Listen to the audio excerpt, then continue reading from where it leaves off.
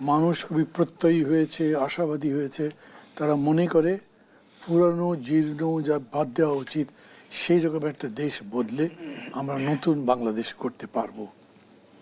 আমি এটাকে অনেক বড় বর্জন মনে করি।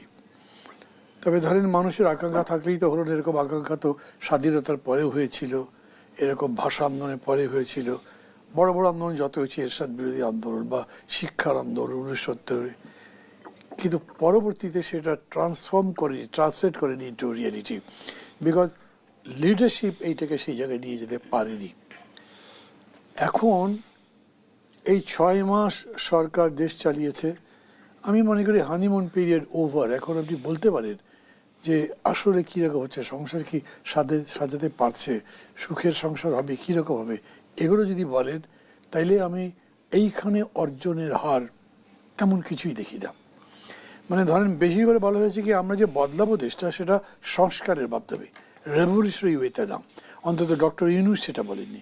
হয়তো কেউ কেউ বলেছেন যারা আন্দোলনে ছিলেন, ছাত্র তরুণ, কিন্তু আন্দোলনে যেটি স্টিয়ার করছেন তিনি এটা বলেননি। তিনি কনস্টিটিউশনের পথে থাকতে চেয়েছেন, এখনও আছেন, গণতন্ত্রের পথে থাকতে চেয়েছেন এবং ইনক্লুসিভ পলিটিক্সের কথা বলছেন। সেই জায়গাতে তার অর্জন আমি এমন কিছুই দেখি না। পলিটিক্যালি যদি বলেন, সংস্কারের কিছুই হয়নি। 6 মাস পরে 6.5 মাসের মতো হয়েছে, ধরেন অনেকগুলো কমিশন করা হয়েছে, সেই কমিশনের 15টার মধ্যে 6টা রিপোর্ট জমা দিয়েছে। সেই রিপোর্ট আবার ফাইনাল হয়নি, সেটা 8 তারিখে ফাইনাল হবে। তারপরে তারা কথাবার্তা বলবেন অন্যদের সঙ্গে। প্রক্রিয়াটাই ভুল আমি বলবো। কেন এই 6 মাস ধরে এই প্রস্তাবগুলো নিয়ে কথা বলা যেত, যাতে ডিফারেন্সগুলো কমতো, কিন্তু এখন আপনি একদম ফ্রেশ দেবেন যে আমি জানি না কি লিখেছেন, পত্রপত্রিকায় আসছে। 3টা টার্ম ইলেকশনই হয়নি, শেষ হয়ে গেছে, গণতন্ত্র শেষ হয়েছে। আপনি এখন চান যে একটা ফ্রেশ ইলেকশন হোক, অ্যাকসেপ্টেবল টু এভরিবডি, এবং কোয়ালিটি একটা ইলেকশন, যেই ইলেকশনের উপর দাঁড়িয়ে আপনি গণতন্ত্রের পথে সুগম সুস্থির মসৃণ যাত্রা শুরু করতে পারবেন। তো তার জন্য কি লাগবে? একটা ভালো পুলিশ বাহিনী লাগবে, ভালো ইলেকশন কমিশন লাগবে, ভালো একটা আমলাতন্ত্র লাগবে। এই 3টার কোনোটাই হয়নি।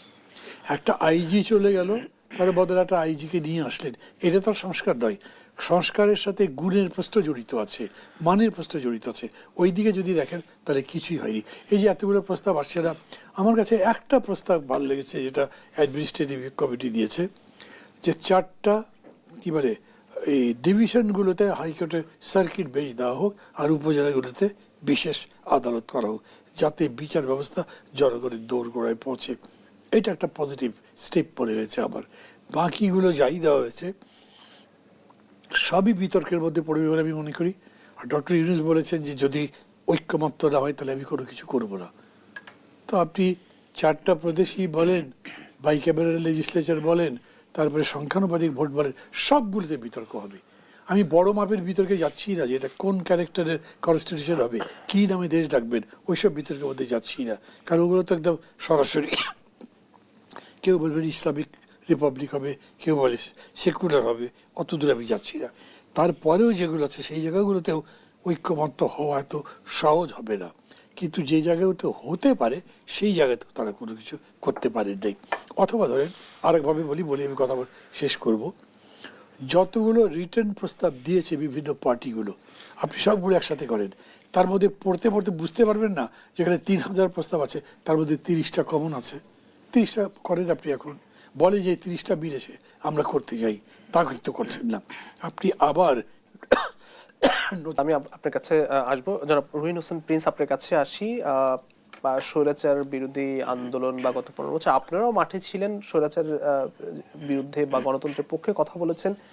আমি খুব সরলীকরণ করেও যদি বলি, তাহলে আমি একটা বড় অর্জনের একটা বড় ব্যাপারটা হচ্ছে যে এর আগে যে শাসকরা ছিল, যে শাসনের অধীনে আমরা ছিলাম, তথাকথিত শাসনের অধীনে, তাতে এমন একটা আবহাওয়া তৈরি করা হয়েছিল যে আসলে কোনো কিছু করে লাভ নেই, এটা চলতে থাকবে।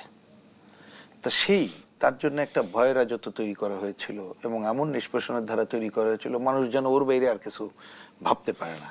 তা সেই বাঁধটা ভেঙে গেছে এবং তরুণ প্রজন্ম, শ্রমিকরা সবাই মিলে জীবন উৎসর্গ করে একটা লড়াই করে তারা একটা নতুন দিশা দেখিয়েছে যে না, এই ধরনের জিনিস কোনো স্থায়ী হয় না, যে যত কথা বলুক। আমি সেইটা যে বাঁধ ভেঙে আসতে আমরা পারলাম, সেটা একটা বড় অর্জন বলে আমি মনে করি। এবার আসি মানুষ কি চায়। হ্যাঁ, আমরা কি বলবো, খুব ভালো ভালো শব্দে যদি বলি, একটা গণতন্ত্রের আকাঙ্ক্ষা বড়, বৈষম্য মুক্তির আকাঙ্ক্ষা বড়, খুবই কারেক্ট, সেটা আমরা বলিও। কিন্তু আমি আরো যদি সহজে যদি বুঝে থাকি, মানুষ আসলে চেয়েছিল একটু স্বস্তি, যে একটা অস্বস্তি ছিল, স্বস্তি চেয়েছিল। আর একটা চেয়েছিল কি, আমার মর্যাদা।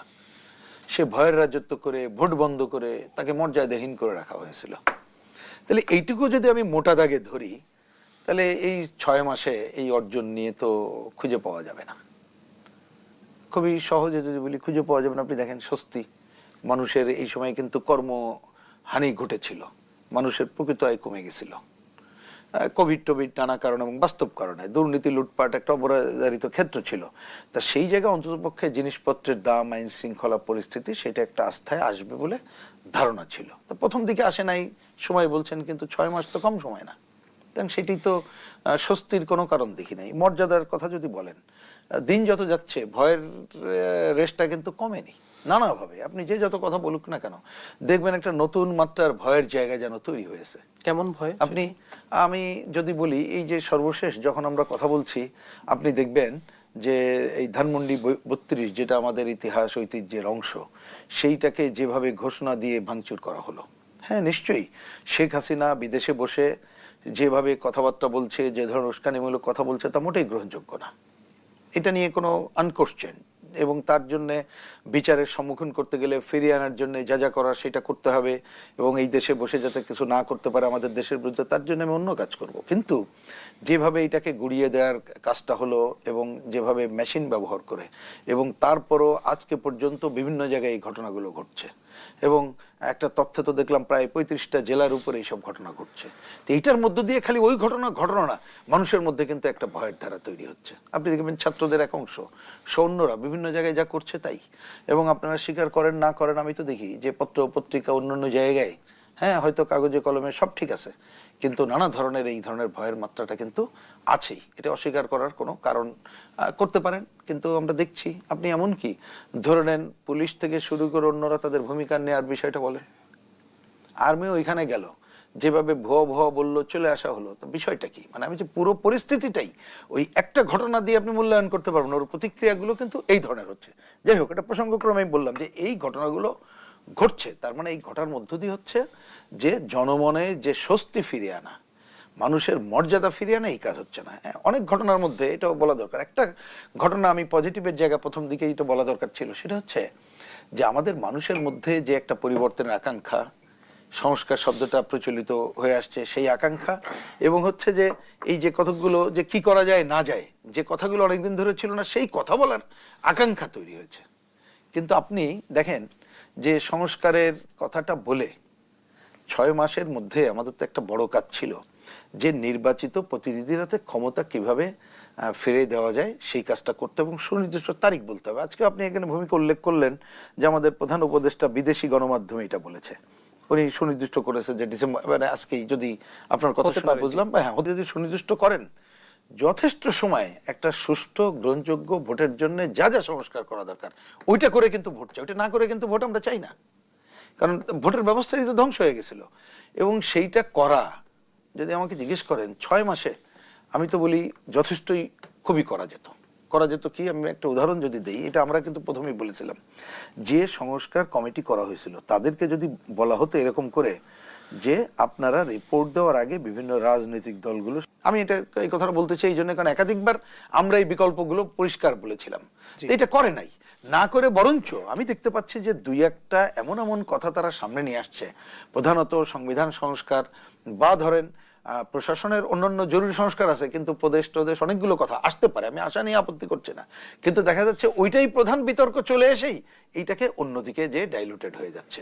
তার মানে মানুষের মধ্যে দিন যত যাচ্ছে, এই স্বস্তি না দেয়াতে, মর্যাদাহীন করে রাখাতে, ভয়ের ধারা, মবের পরিবেশ পরিস্থিতি তৈরি করাতে ঘড়িমসি করছে না। আমি বলছি যে এইগুলো ঘটনায় পুরো মানুষের মধ্যে এই ধারণা হচ্ছে যে এই সরকার তো আমাদের জন্য কিছুই করতে পারলো না, বরঞ্চ সে এক অজানা কারণে দেরি করতেছে, সেইটা আরো আমাদেরকে যে গণতন্ত্রের যাত্রা আমরা শুরু করতে চেয়েছিলাম, কারণ 5ই আগস্ট কিন্তু আমাদের দিক থেকে আমার ধারণা সবাই আমরা একই কথাই বলেছিলাম, যে ভাষায় বলি, যে পূর্ণ গণতান্ত্রিক অধিকার অর্জন করার জন্য আমাদের সংগ্রাম অব্যাহত রাখতে হবে।